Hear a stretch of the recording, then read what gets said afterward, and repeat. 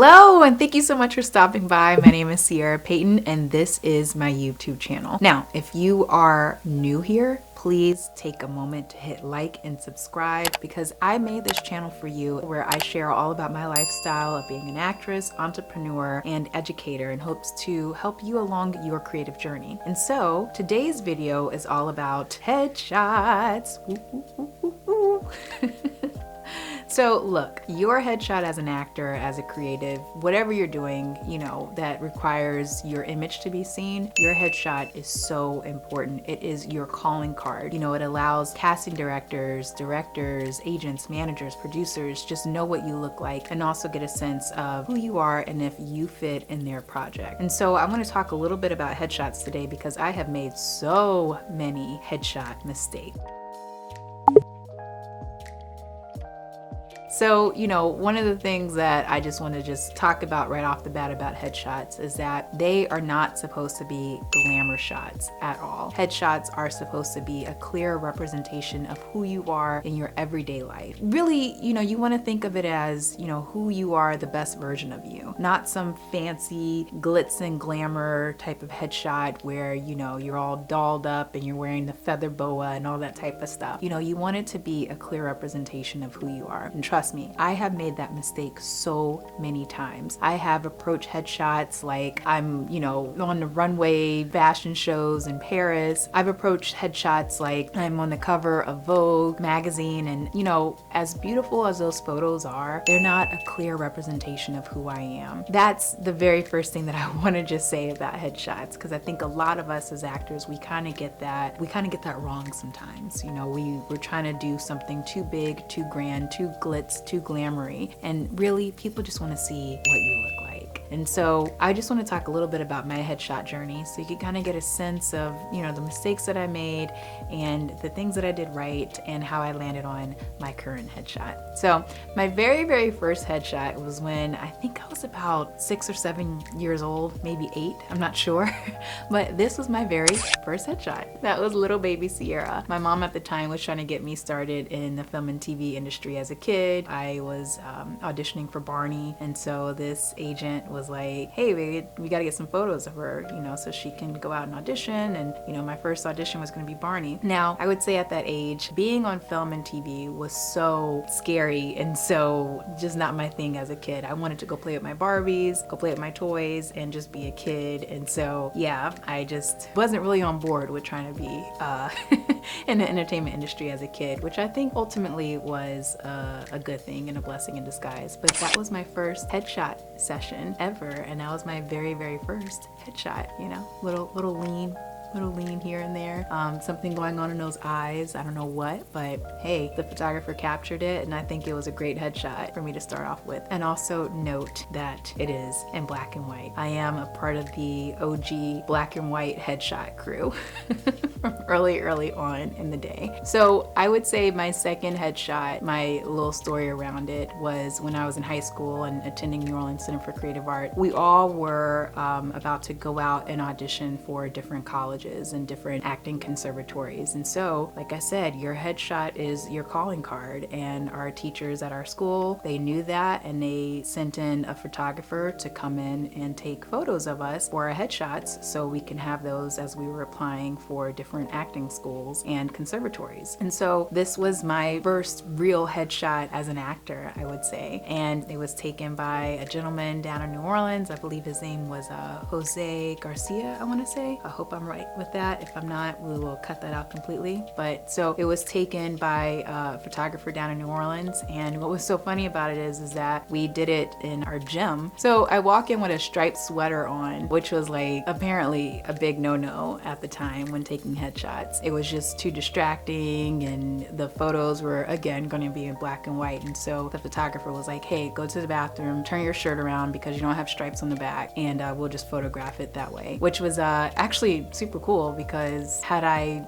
done that, I don't know what the photograph would have really looked like at the end, but I'm glad that the back of my shirt didn't have any stripes. And so this was my second official headshot. So, you know, between that time and my next real headshot, I would say. I had taken, you know, a few photos here and there, definitely made some mistakes here and there. So my next headshot from there was when I was a senior at the University of North Carolina School of the Arts, and I was in Greensboro one day with my mom, and we were just walking down the street, like in downtown Greensboro, and this woman had saw me. She had a shop. She was like, hey, I would love to have you model my clothing and, you know, have you just come in and model some of my clothes. And I was like, yeah, sure. So I ended up doing that for her business. But what was really cool out of that is that the photographer was just awesome. And so when, you know, it was time for us to do our showcase and audition, you know, as seniors in college and start to go out into the world as actors, I had reached out to that photographer and I was like, hey, do you do headshots? And he was like, yes, absolutely. And so I set up a session. We actually went to the same studio where I modeled for the clothing boutique, and we took these photos, and I thought that they were pretty good for my first headshot session. So that's my first real headshot in color as a senior in college getting ready to take on the acting world.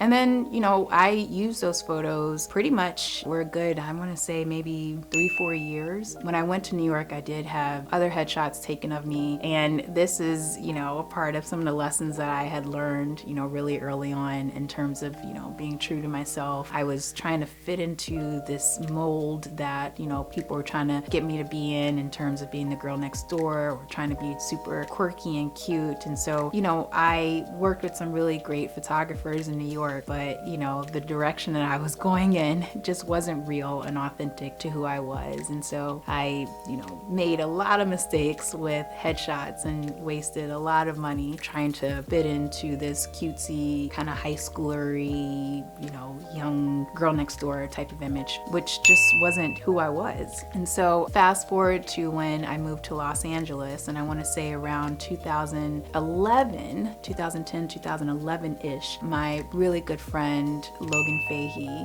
was getting started with his photography business and had needed some people to, you know, basically model for him. And really, he was really focusing more on headshots and wanted to, you know, create a business where he was doing headshots for actors. And so he asked me if I was cool with having my headshot taken, and I was like, yeah, absolutely. Literally, he and I, we walked around Beechwood Canyon, and he had his camera, his reflector, and I put some makeup on, and I had a couple of tops that I had borrowed from a good friend of mine, and we just walked around and looked for the sunlight where it was hitting the best. He just took a couple snaps of me. I remember one of the photos was under an archway, and the sun was just hitting in a really cool way, and it was just a really cool photo. And so that was this photo, which, you know, I loved. I thought it was just a really great, you know, representation of who I was at the time. And so we ended up going over to, you know, sit on some stairs, and the sun was hitting the right way, and he took a few snaps there. And so this ended up being the result of that. And I gotta say, those headshots have been my main headshots pretty much throughout my entire career. I have deviated a few times and, you know, gone and gotten other headshots taken, but none just really, you know, popped or worked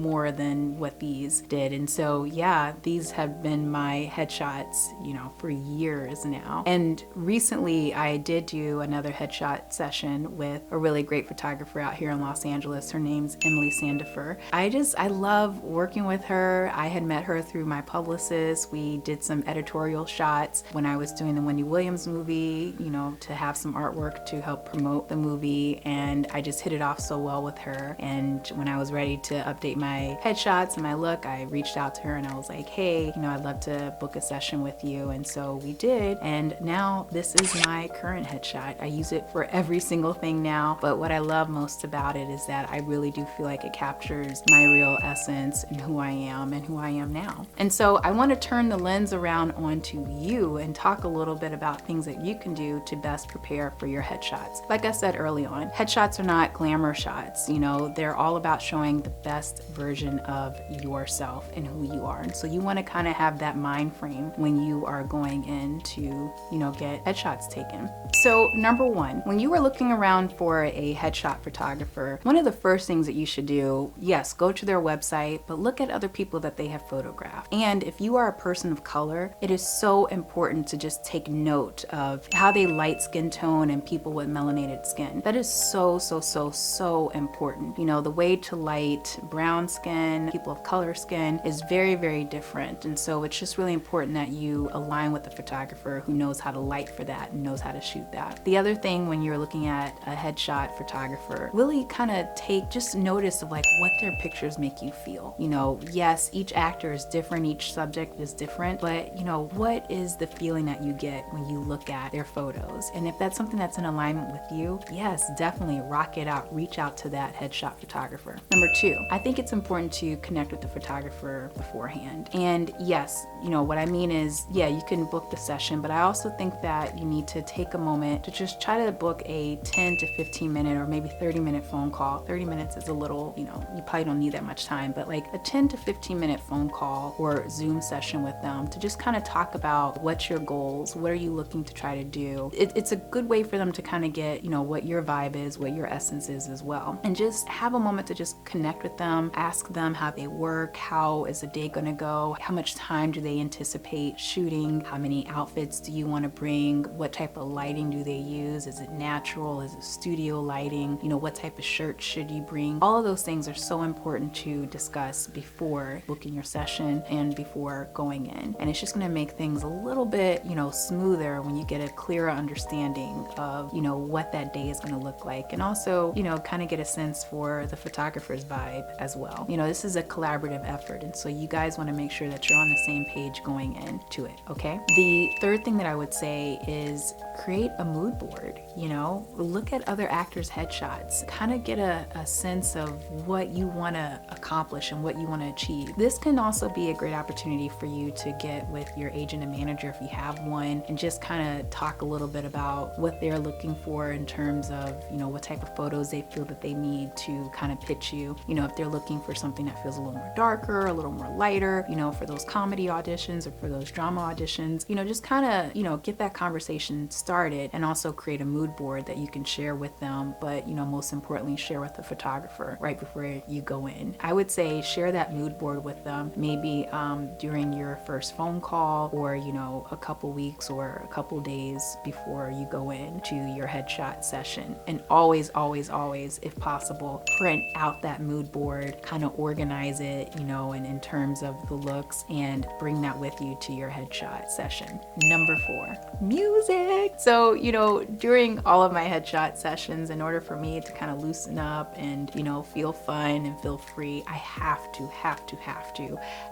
a curated playlist going of music.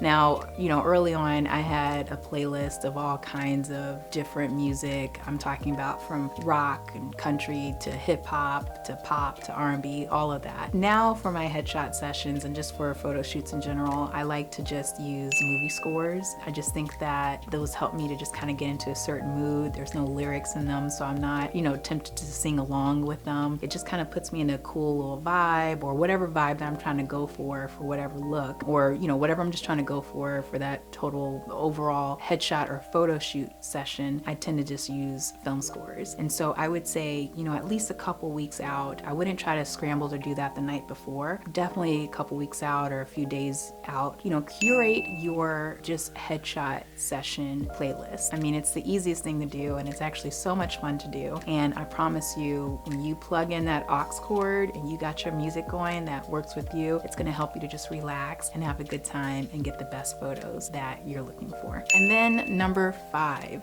self-care is just so important before you get your headshots taken. I mean, I know I don't need to say this, but, you know, make sure that at least a couple of days before that you're getting really, really good night's sleep. You know, you don't want to try to sleep 10 hours or 12 hours the night before your photo shoot, because you're going to be groggy the whole time. But, you know, make sure you're taking care of yourself. Drink a lot of water. Get, you know, adequate amounts of sleep at least a couple of days or, you know, a week before. And look, I know I don't have to say this, but this is just something that you should be aware of if you are, you know, a smoker, or you drink, or, you know, you're into substances or whatever. Cut all that stuff out. Limit it. Don't do any of that before your headshot session, and definitely try to cut it all out. And, you know, at least a week or so, you know, ahead of time. The thing is that, like I said, your headshot is your calling card, and so you want it to be the best version of yourself. And in order to be the best version of yourself, you want your light to shine. You want to have that special glow behind your eyes. And, you know, substances and alcohol and cigarettes and all those things, they really do dim your light. And so So I would say, as best as you can, try to cut all of that out at least a couple weeks ahead of time. And